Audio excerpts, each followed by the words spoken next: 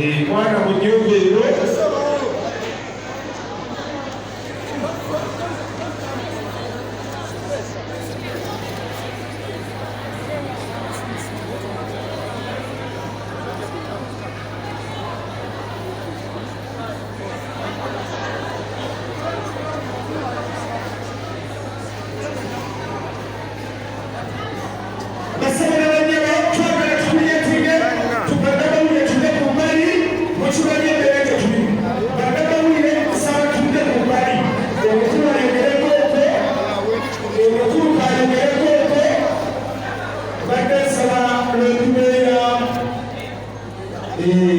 okutuuka miliyoni mwana mu nnyumba eno ate era tusaba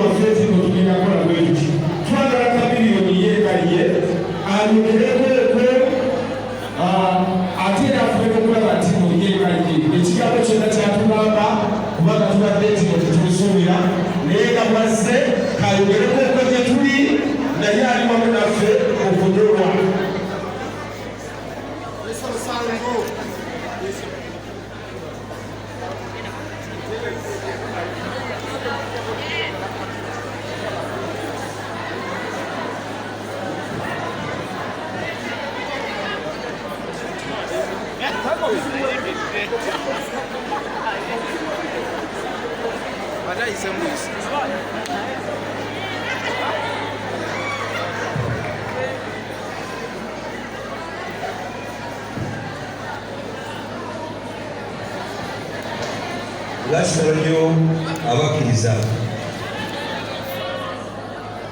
kimanyi ffenna tuli mu kunyola essaawa zino olw'okuviirwako omulaala badde alunda endiga za Katonda. Amawulire nagafunye ku makya ku ssaawa nga 11 nga nzukusa okuba nti nange essaawa ezo zezokka n'ensaba katono nasoose kwemulugunya nga ziri shuwa paka ku makya lwenkakasizza nti Pastor Yiga atudde ku maaso.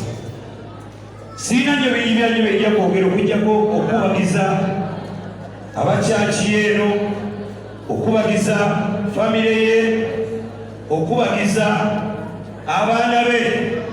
Bwe ngamba abaana atwaliramu buli muntu Pastor Yiga gwabadde abeererawo. Abadde mukulembeze mulungi, nasooka omumanya lwe twakola oluyimba ne nnabbi omukazi. Nasooka okusinkana Pastor Yiga era okuba n'olwo ne mutwalaga mukulu wange era batumira ku ssimu naye babinnemye oluusi nga n'okunsabira ansabira. Abantu bangi balina ebbali eyo olw'omulimu gwaffe ne bagamba nti osanga Katonda tetumumanyi. Nze ndi musajja atya Katonda era mukulembeza buli kyekola. Kyanaku nnyo nti Pastor Yiga agenze bw'atyo naye ng'era Bayibuli bw'ekyogera nti okusala kwa Katonda teryawakanya. Tumwagala era tubadde tukyamwetaaga nnyo nnyo nnyo nnyo nnyo asigale nga akola emirimu Katonda gy'emutuma aweereze mu bantu. Naye nsuubira Katonda ye ate abadde amwagala nnyo okusinga ffe ky'ola nti amutuguluddeko. Wabula njakumyawo mwenna mwenna abakyaki eno ab'eggwanga n'abamawanga amalala gonna bali baliisibwa ekigambo omukulembeze ono nga bakitwala nga kyakukkirizibwamu. So tukume mbuuzizza wano bamame nti omulambo gwe gunaatera okuleetebwa wano, wabula twebaze nti wabadde ali ku nsi atuukiriza omulimu gw'abatukuvu. Era amaziga nsigako okutyako amasanyu nti agenze mu ggulu. Agenze mu ggulu.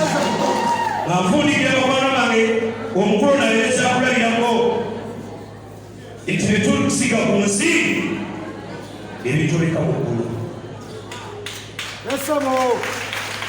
Tetusiga ku nsi ebituleka waggulu. Tubeere bakiseera bantu bannaffe, tubeere bantu abasonyiwagana, tubeere bantu abateegulumiza mu maaso ga Katonda yatutonda.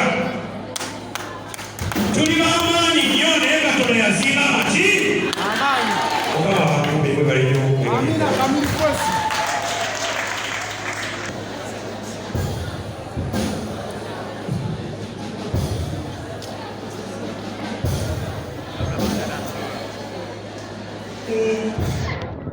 Twebaziza nnyo ssebo omuyimbi waffe Lord Mayor Chameleon, twebaziza nnyo ssebo tweyanzenge.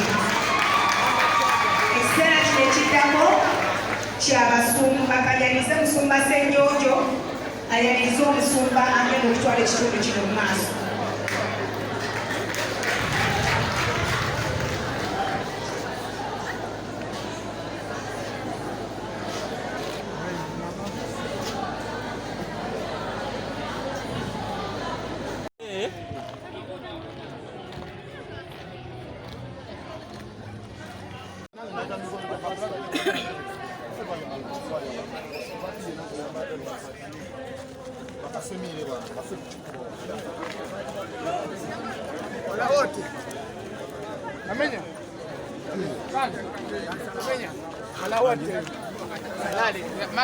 Masiki eririddawa ekyokubiri masiki mwakazindanga banange kitalo nnyo kitalo ddala ekya muganda waffe ekya mukwano gwaffe Pasaiga abadde mukwano gwange nnyo abadde muntu wange nnyo era abasinga mwamulaba n'olunaku lwe yampa ebyokulunda nampa ente nampa embuzi nga nnyingi kituufu birambye maanyi mwana kitalo va mu kunyolwa kibi nnyo nnyo nnyo kibi nnyo nnyo ddala era tusaba Mukama ali waggulu alamuze ekisa pasita waffe mulungi amulamuze ekisa abadde musajja waffe abadde musajja ng'adduukirira buli omu bw'ofuna ekizibu yasooka okukubira akasimu wabawo omukolo gwonna yasooka otudduukirira naddala ffe abayimbi abadde atubeereddewo nnyo era nsaba Katonda ali waggulu alamuze ekisa Katonda nannyini byonna eyatonda ensi eyatonda eggulu muganda wange Pasaiga amulamuze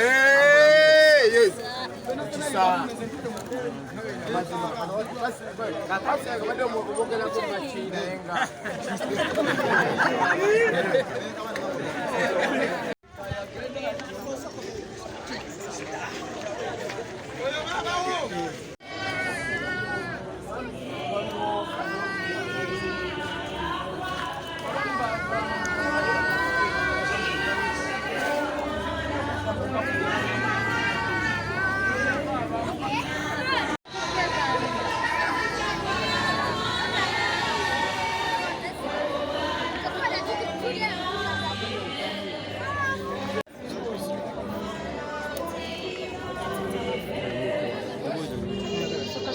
embeera eri etya mu abakozi mutundu ki kye musuubira sinze ki nti bosi wamwavudde everything is gonna be normal olw'ensonga Andrew gyali Andrew Jengo so wadde bamaze dda mutendeka so he knows everything according to the church things abadde service centers you see all that according to the TV byonna abimanyi so at least everything is gonna be normal teri ekinakyuka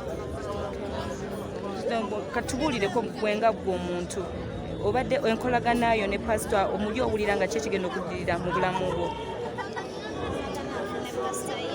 abadde tata gye tuli ne tata waffe nasembayo n'omulaba last week yatulasimu last week negenda netumulaba nemulaba